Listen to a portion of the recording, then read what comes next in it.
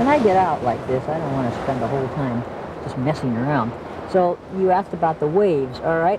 I've pretty well plotted out where my horizon's going to be. It's going to be right in through here, therefore I want the waves to come up above it and get a lot of that surf. When I first came, I immediately looked for a class, what I call a class, and they told me at the association that we don't have a class, but there is a Nancy Johnson.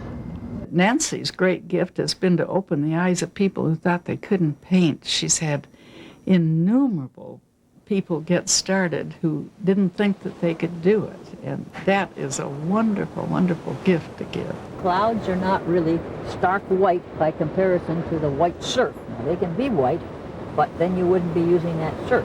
If you look at your sky up there, it's not perfect. It's quite irregular, and that's part of the charm.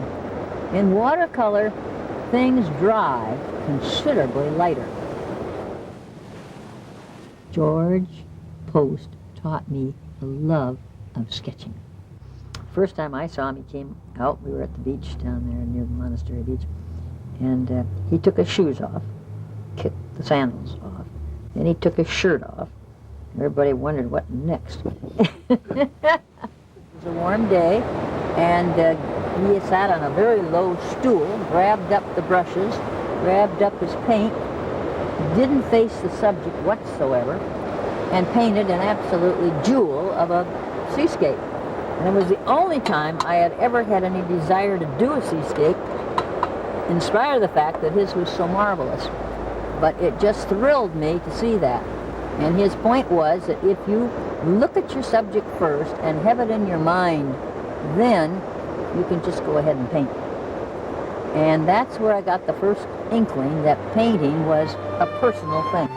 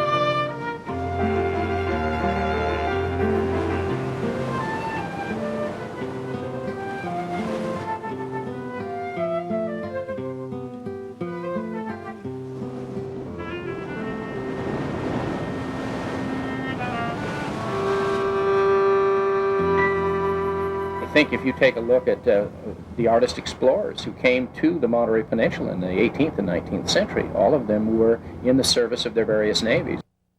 Jules Tavernier, a French artist who came across this country for Harper's Magazine, illustrating conditions on the frontier shortly after the railroad was put in across the country.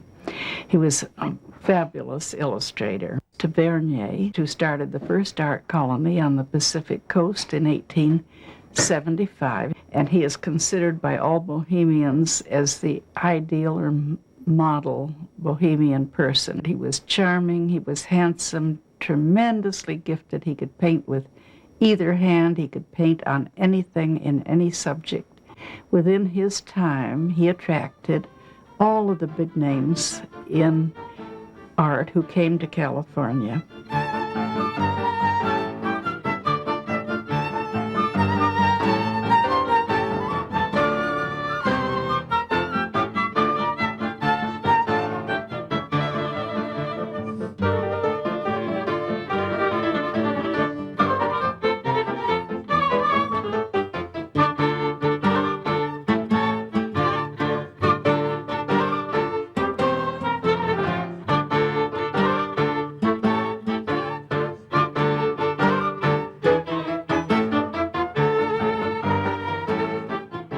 Charles Rollo Peters, had been a student of Tavernier.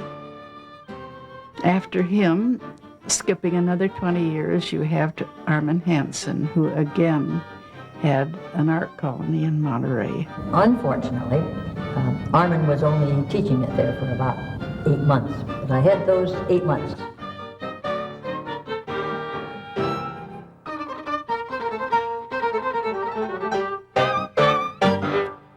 The power of them, they sort of take you over just like he himself. And the magnificent color. I've never seen color ever any greater, unless you want to talk in terms about the old masters with their intense colors on the robes and everything, and there he was. But I think he came close to that, but in a modern way, in a contemporary way. Well, Doherty was a prodigy, a real prodigy. By the time he was 18 years old on the eastern seaboard, his name was being touted as the logical successor to Winslow Homer. That was in Winslow Homer's own time. And he only took on one student, and that was Gene Kellogg. What Point Lobos was to Weston, Adams, and Jeffers, Partington was for me. Not in the company of such creative giants, but the impetus was the same. In 1874, the Partingtons, with their neighbors, the Dolans, the Andersons, and the Slates, hacked a path down from the ridge to Partington Cove, to where the schooners were to bring mail and supplies to the settlers and ship out the tan bark. Drift bolts were driven into the granite rock to hold the ships in the narrow, dangerous inlet, and a hoist and winch were anchored to the landing. The schooners passed to the left of this landing and went in and under this enormous drop of the ridge. And for a while, the tan bark business thrived. This treatment of the sea. And of course, that came straight from my work with Paul Doherty. That was the old coast. It is gone. The landing. But it meant a lot to me, and I used to crawl around to the outer part of it, on the outer rocks, and pretend I was going into outer space or something, you know. I mean, it's that kind of place. Yggdrasil. In Scandinavian mythology, is the tree that holds up the world. I was living in Darwin, a little town in the desert at that time, and not far from Death Valley, and my studio was there. So we went up into the hills and quarried the stone, and then we built the tree out of Corten steel. Dan Whetstone, a sculptor friend of mine, we spent hours discussing how we were going to install this sculpture, and we finally ended up realizing the only practical way to do it was by helicopter, which we did.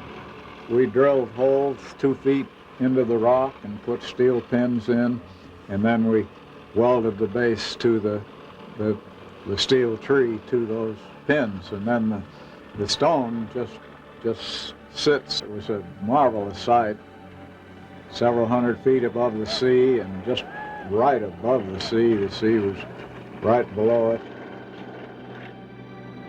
I don't remember how long it's been, but it's been 10 years or something, and the sculpture looks better than ever, you know.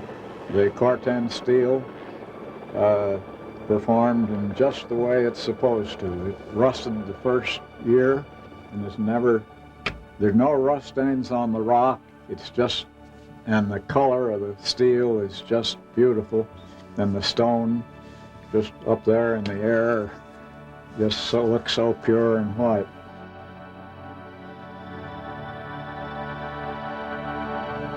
This piece is called High Tech Man, and it's supposed to suggest that technology transforms man in a way and makes it like himself, like itself. This is the last stage of the work on the sculpture, the polishing the marble after you've carved the forms and all that you want.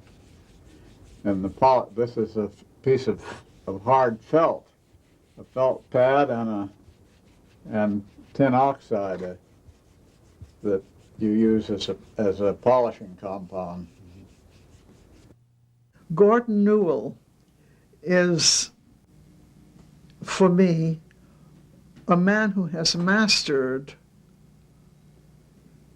form.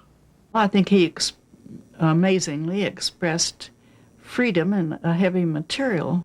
A butterfly in granite, who ever heard of it?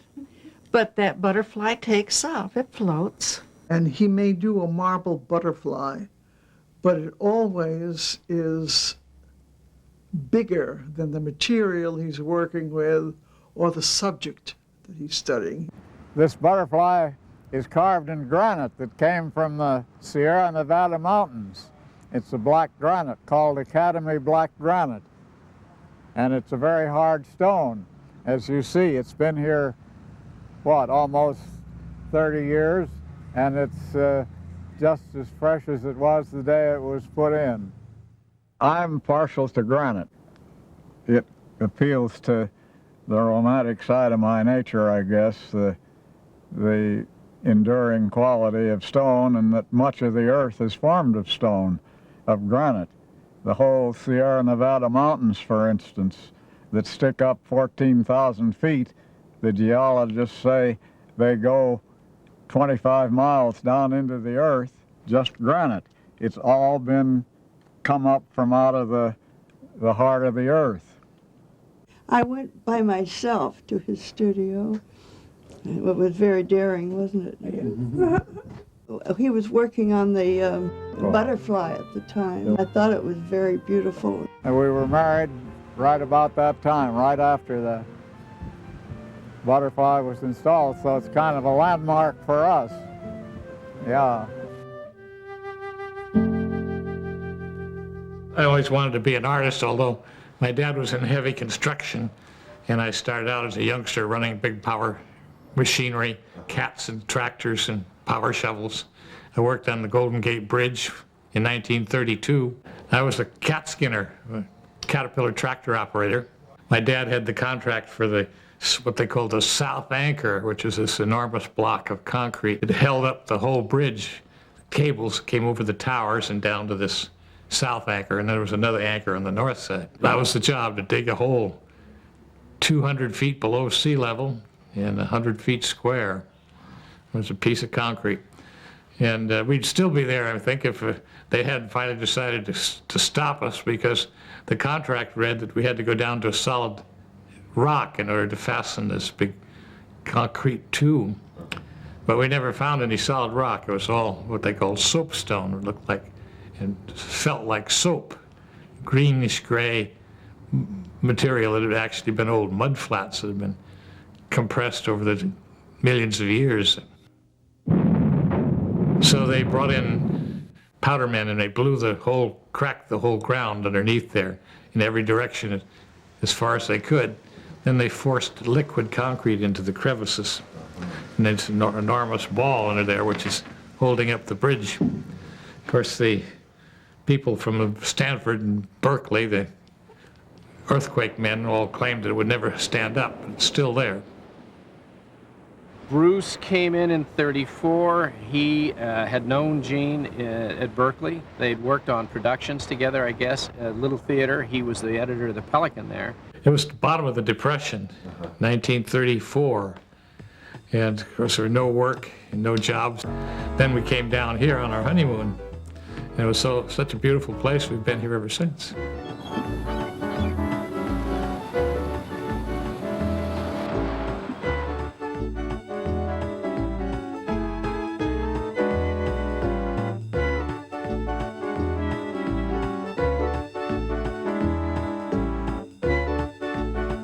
Those days, money was very, very scarce. And I made $200, which was nowadays like $50,000, I presume. So we put the $200 in the bank, and we financed a 2-year honeymoon on that $200. Each month we'd take out $8, and then we would sketch and draw and wander around the peninsula, and we lived very well. In fact, we were considered the local capitalists on $8 a month.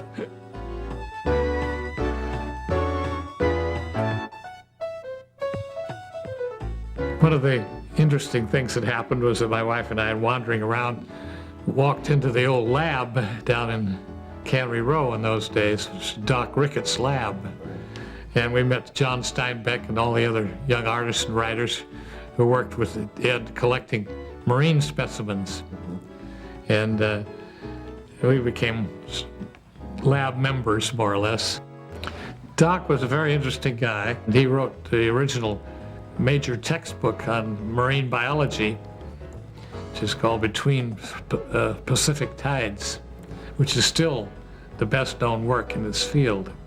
Doc was a very famous biologist. He was a very generous and very sympathetic fellow.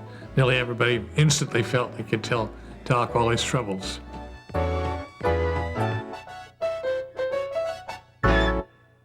When the sardines came in the boats, they had to can them right then. They couldn't hold off. If they did, they went sour, and they had to turn them over to the reduction plants.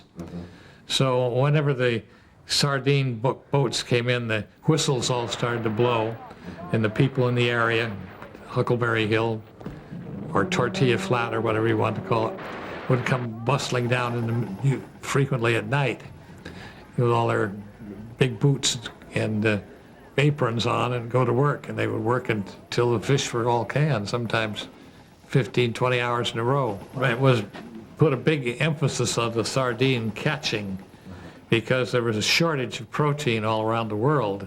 By the end of the war, just as Ed Ricketts told them and warned them that they would fish the sardines out, the sardines disappeared. And all the big canneries were empty, ghost town. The sardines disappeared, and the emphasis became catching tourists instead of sardines. In '49, during the centennial of the gold rush, he was made the artist in residence for the city of Monterey. I think that's a title he still holds.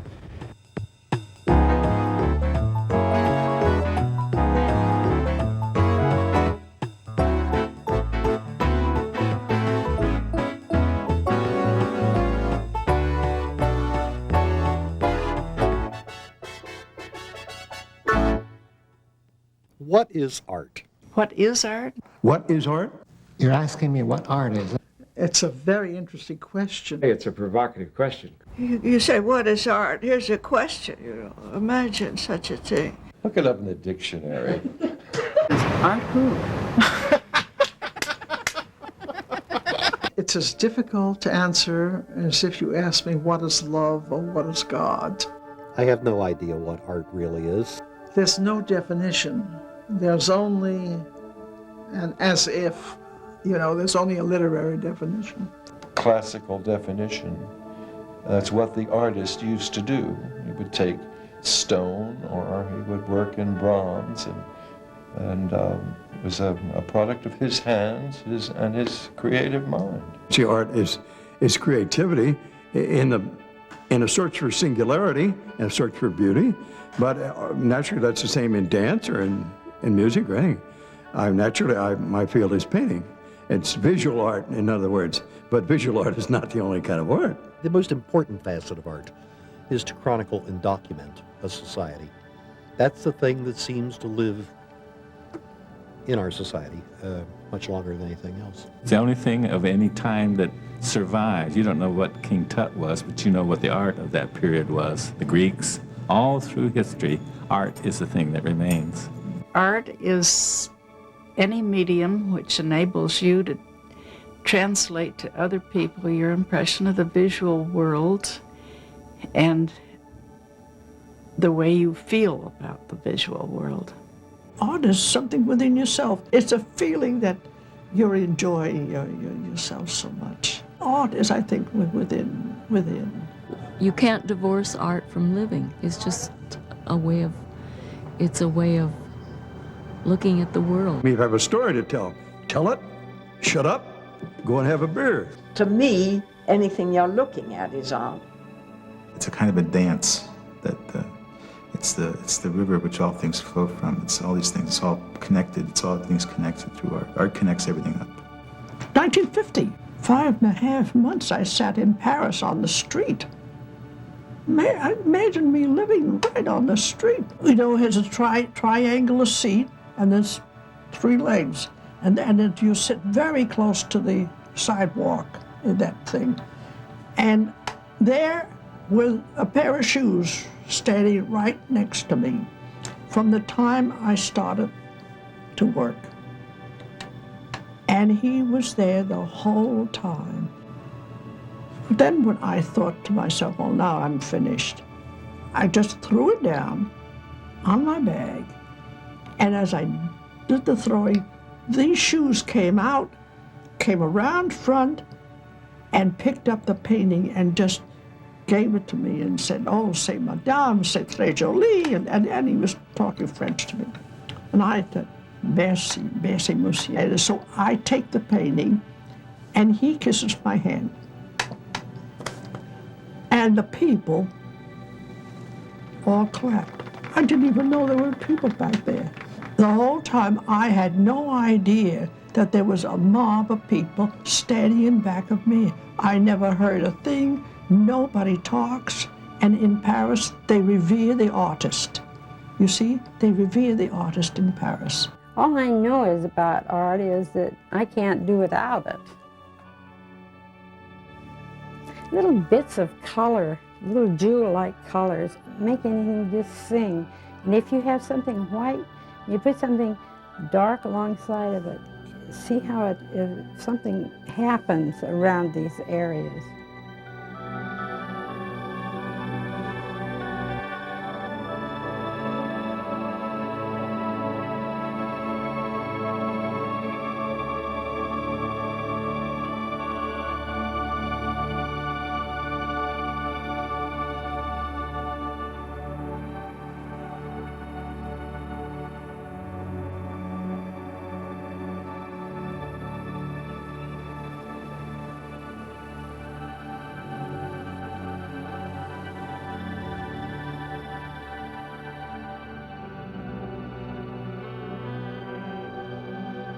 I was taking meditation.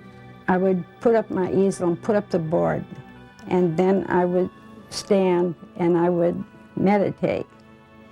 And then when I was through meditating, then I would go into painting. And when I did, then I came up with the painting that you see over there, Satnam.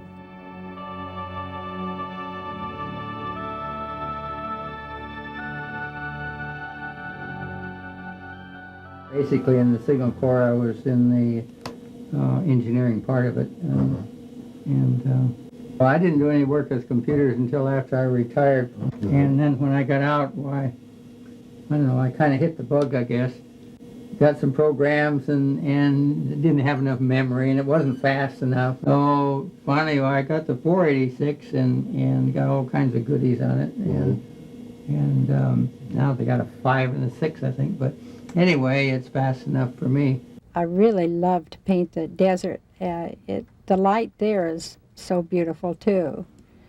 So I always go out and paint, and he puts up the awning and sits under it and has a cool drink, and I'm out there boiling in the sun with my snake boots on. Well, this is the one that she had out in the sticks. I'd take it out there, and then I would tune in on the motorhome, the same channel, and we could communicate back and forth. When she'd finish painting or get hungry or something, why she'd contact me on the CB, and it was also sort of a safety net. I thought that if she needed some help, why all she had to do was yell. And then I would call him, and I would say, "Hard Rock, this is Bluebird." I felt a little silly over all that. But anyway, that's the way we communicated. He's hard rock and I'm bluebird. Anything that you can create yourself out of a blending of how you experience life is art. And I think that it's why primitive art is so appealing to us, because it emerges from the ritual of living and from celebrating life. And I think all art celebrates life.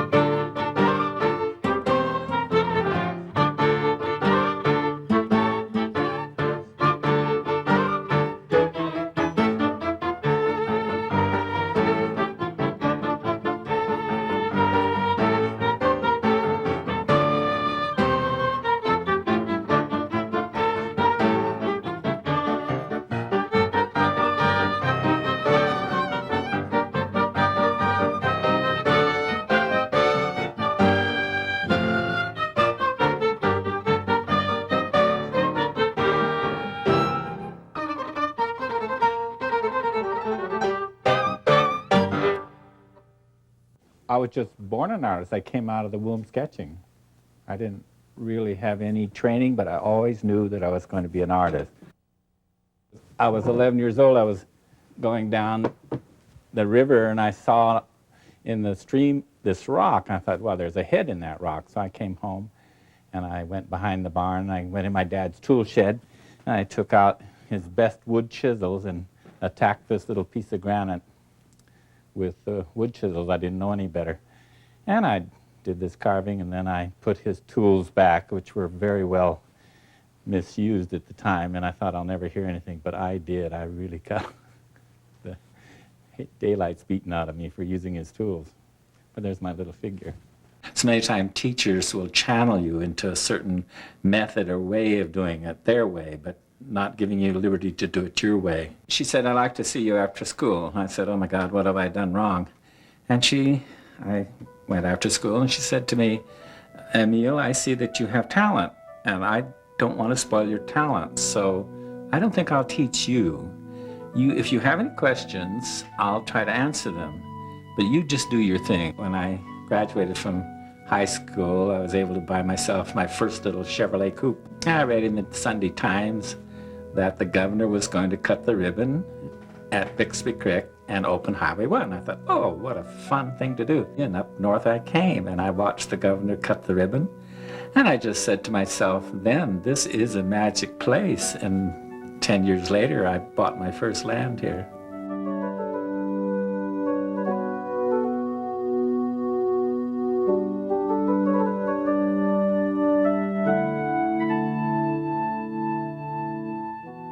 Okay, the hill is going to dictate what the roof shape is. So I didn't want to offend the hill, so I just made the level of the roof the same as the hill that I built on.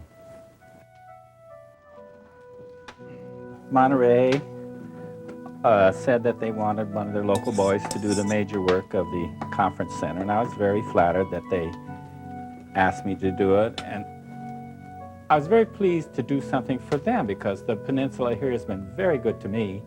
They gave me free hand. I could do anything I want, and I thought, well, something in the way of fish, so I did these composition of two dolphins involved in a wave. Here's the model for the Monterey Conference Center. That's the two dolphins of the wave. That's how I present to the committee.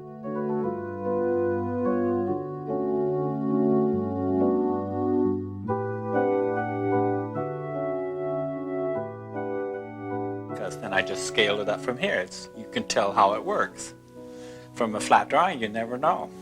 So this is the scale of a man. It shows how big it is. First I make a wax of the thing. It had armatures in it to hold the wax. And then I inlay all my rare woods over that.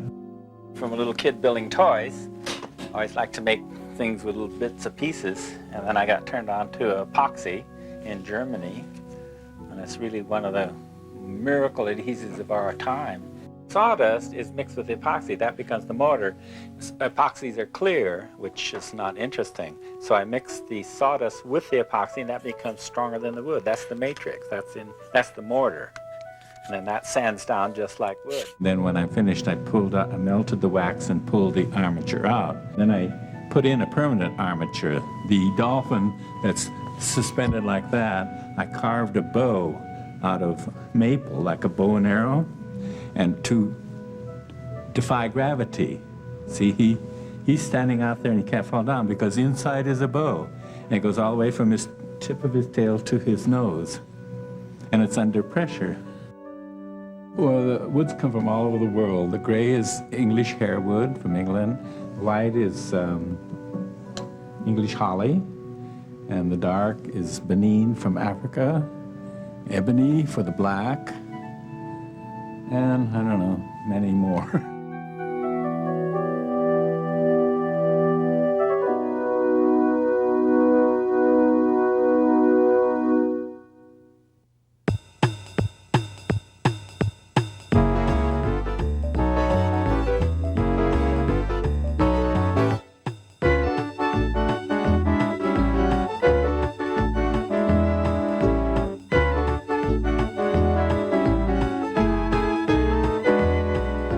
Both at Chenard Art Institute in Los Angeles, and she worked in the library, and I was a janitor.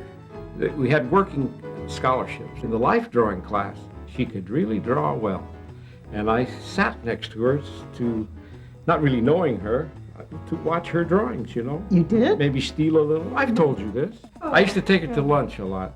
She never ate. She ate Twinkies and soda water.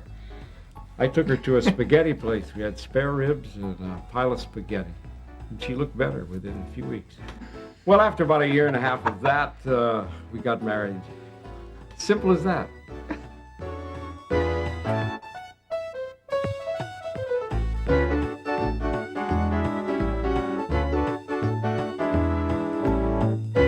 I think Eldon liked my drawings because in art school because they lean toward caricature.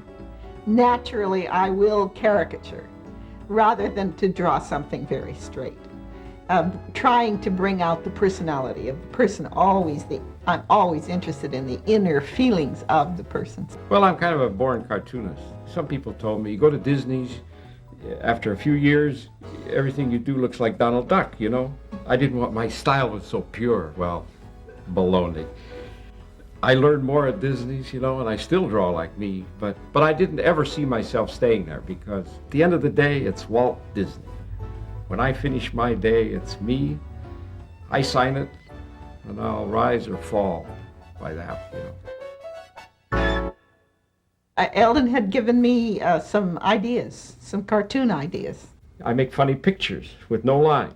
I have funny lines with no pictures. I said, well, I'll try. Coming up with ideas is the core of the job because after a while you know how to draw, but what to draw is the problem, and it has to be funny. And editors are hard to make laugh. Well, I did a little fashion work too for newspapers, Los Angeles newspapers. And then I finally quit that and started to paint.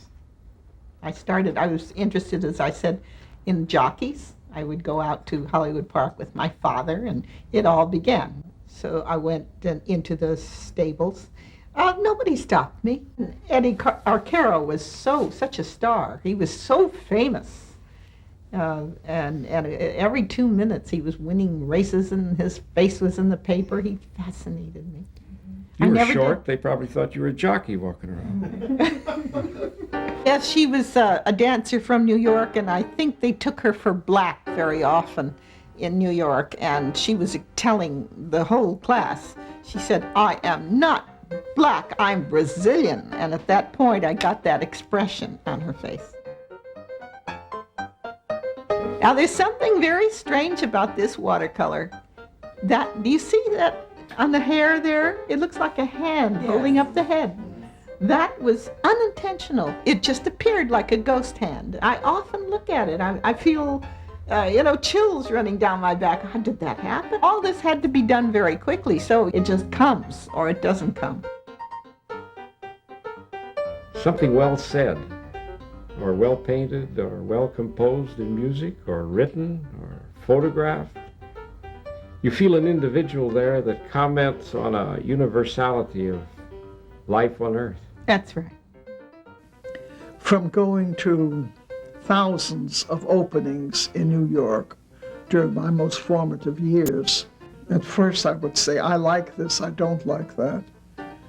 But I learned to curb even that side, because the minute I said I like and I don't like, I couldn't learn anything.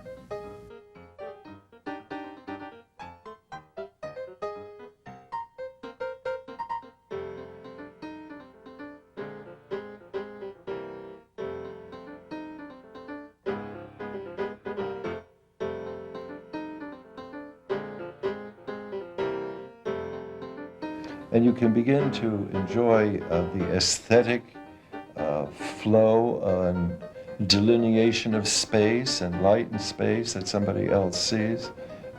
You may not want to buy it or own it, or you wouldn't want it personally in your own collection, but you can enjoy it. Art to me is saying what you want to say about the world artfully. There's no one answer in art. It's just people expressing themselves. But I'd hate to not be able to draw, because that is We're both the best in arrow agreement. in your quiver, We're If both you can- in agreement about that. If you can draw it, you can color it. You can learn to Of course, color. a real painter would say nuts to that. So all of the records we have of history are records left to us by the artists. But then in the 19th century came the camera and the photographers. And they did a much better job than the artists did in recording history. So in a sense, the artist became unnecessary because he no longer had a function. So he had to go inward for his material. So now we see abstraction as a principal key because this is an inner light, that art is in and of itself an expression of emotion. Really, when you talk abstract, you're talking the same thing as representational painting, except you are leaving out the reality. The painting is still there. Another picture of what's happening. People don't want to look at the truth.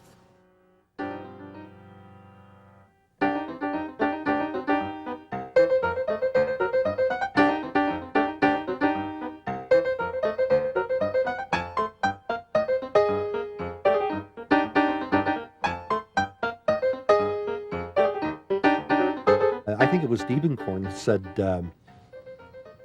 I don't talk about my painting. The painting speaks for itself. Since I was 5 years old, I was single-minded and unperplexed, like a migratory bird.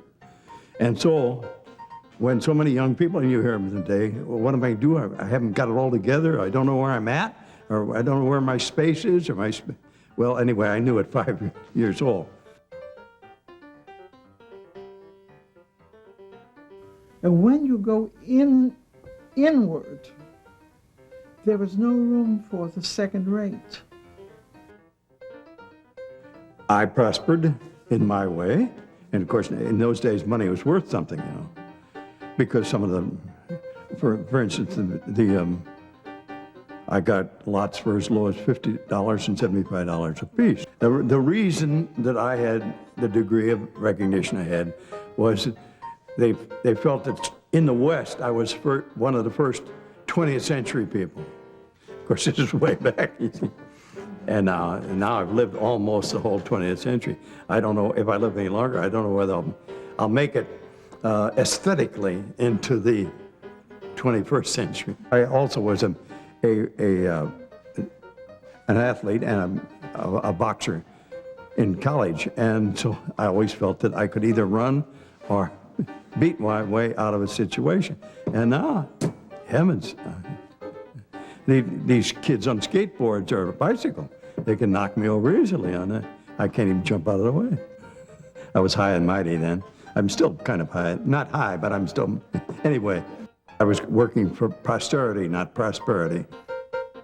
And I would say that the greatest art, like poetry, always contains some of the profound experiences of life, and that's why it's like poetry. It's always tragic. Because only when you're willing to tap into the basic tragedy of every human life can you really touch its greatest significance, its meanings. So to be free and to have the whole gamut of life, you have to include the tragic, which is inevitable.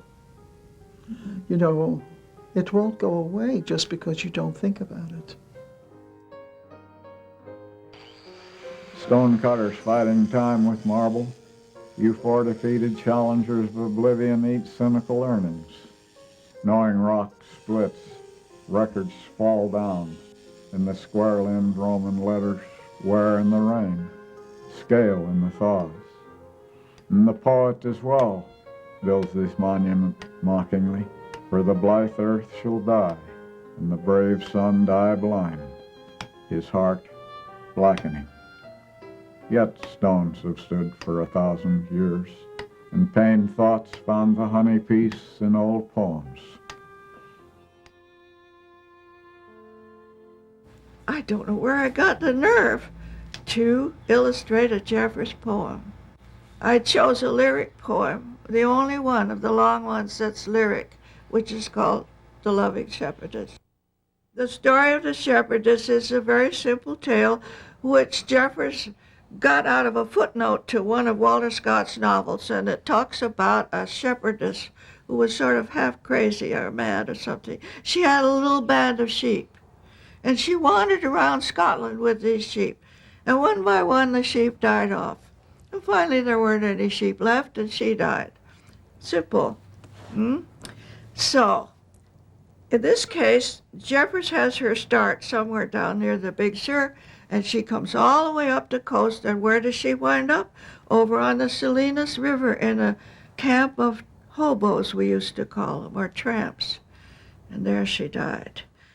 The creative function of an artist is to allow it to come forth, you see, and to be a second or two behind it, not in front of it, you see.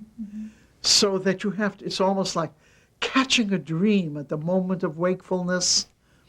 And that's how an artist has to catch that creative image that emerges. Frankly, between us, I was not up to this job. It was just something that I wanted to do, and had the nerve to try. The first plate I never could do, but I did it last. I woke up at midnight. I don't know if this would interest anybody, but the plate was lying on the table in the studio, all waxed up, and the needle next to it. And the sweat poured down my face. I knew that if I didn't do that print, the whole thing was finished. So I got up in the middle of the night like a sleepwalker, and I walked over there and I drew the thing. Well, you know, when you get somebody like Jeffers who writes that kind of story, these people are rather what you might call symbolic. They represent something in the human mind. Vasquez, it was his heart and spirit that was moved by this girl and her suffering. Claire Walker, that's the shepherdess, turned, striving with the gesture of a terrified child to be quiet. Her clenched fist pressed on her mouth, her teeth against the knuckles, and her blonde hair wild on the wind. Oh, what can save him? Can save him? Oh, how he cried at each fall. This is the fight, the hawk and the heron. She's watching the birds, you see. Oh, what can save him? Can save him? Oh, how he cried at each fall. She crouched in the wind at the edge of the road, trembling. The ewe, called Tiny, crossed over and touched her. The others turned anxious looks from sniffing the autumn-pinched leaves of the groundling blackberries. When she was quieted, Vasquez said, "You love all creatures alike."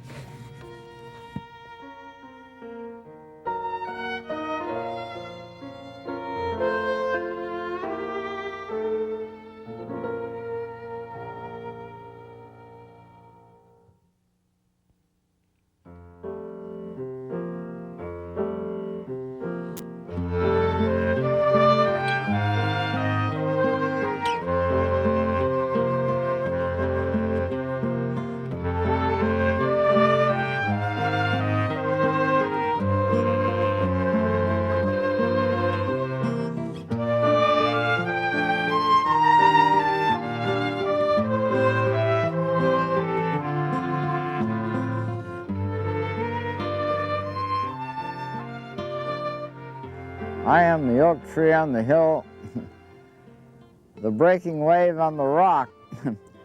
Now it's a bit fat-headed too, but anyhow. I love Sam Colburn. His art is just top-notch. He goes to the very essence of a thing and abstracts it. I like the wet look that he gets. And as I said first, it's, they are Sam.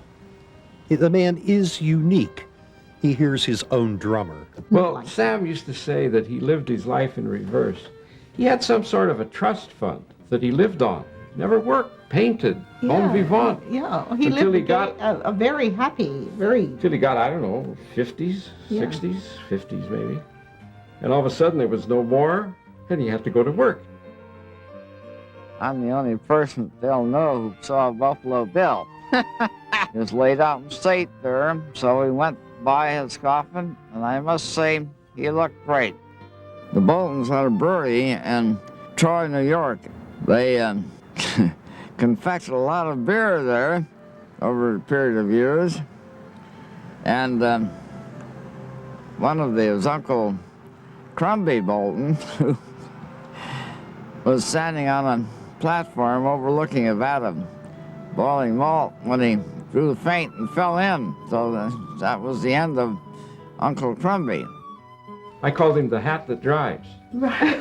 I think I said that. That's right. I got along pretty well with driving the cab, though, Paul, except one time when I had one crack up, and after that, my insurance company seemed strangely disinterested in my driving anymore. We had the most wonderful dinners. He would come to our house. Yeah, he'd call up about once a week, and he'd always say, how's things going over there? And I said, going fine, Sam. You want to come for supper? Yeah. Yeah. And I know that's why he called, but we enjoyed it. Yeah, that's right. Else I call up Bill and he'd say, not cooking tonight. And he'd come and bring me flowers. I did? Yeah, that's what you said. Well, that was nice of me. I don't remember that, but anyhow.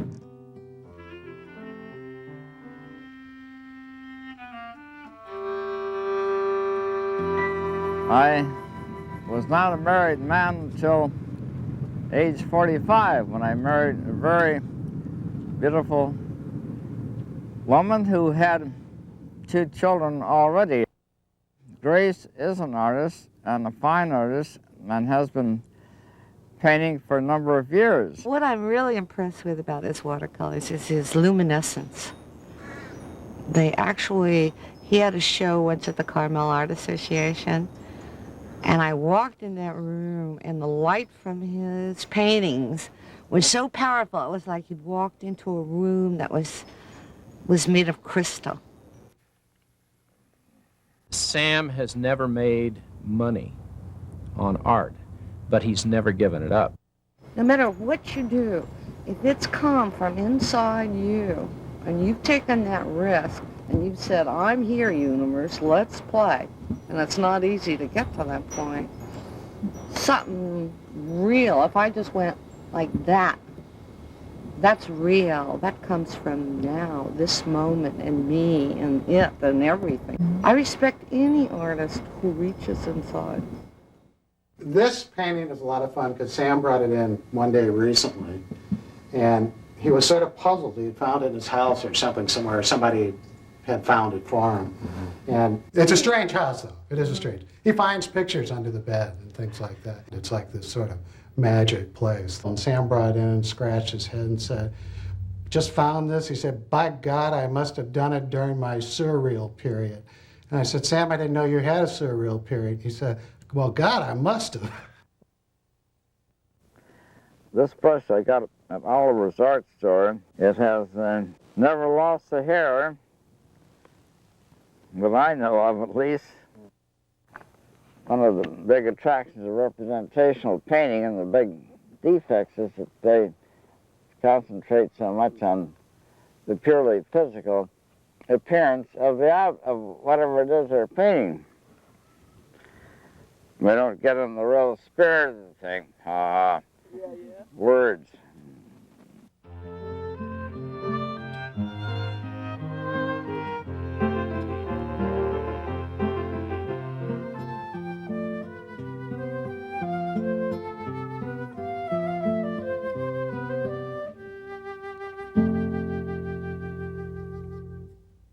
But every time I run into Sam, he refers to me as, hi there, young fella. Hi there, young fella. Parents always want to choose an area where success is recognized with money. For a child to choose to be a writer or a poet or a painter or a sculptor or a musician is, from the parents' point of view, to be self-destructive. Well, my parents were all, both sides of the family were farmers, dairy and wheat and all that. But my father always said you could always come to the ranch. He didn't really know what cartooning was. He said, go, try it. You can always come back here, which was wonderful. Most parents are worried about living for their children, is to say if you wanted to be an artist, go to college and get an art degree so that you could teach it. But cows and wheat never appealed to me, so that was like a threat. Pop, you're wonderful. I'll do my best. If you have the conviction and you have the desire and the guts to do it, it's your life. You do it. And don't let anyone ever stand in your way. Some artists that I know just do their art. Some artists do some teaching and do their art. Some artists are cab drivers or waitresses or whatever and do their art. So that if you need to make art, and usually the true artist is one that really needs to make art in some way, you'll find a way to do that. One has to put oneself in a state of grace with chance. That is my last word. I'd say that if you're interested in art, the best world for you is to just do what you're doing, is keep painting. And whether you go to school or not, if you keep painting, you'll be an artist.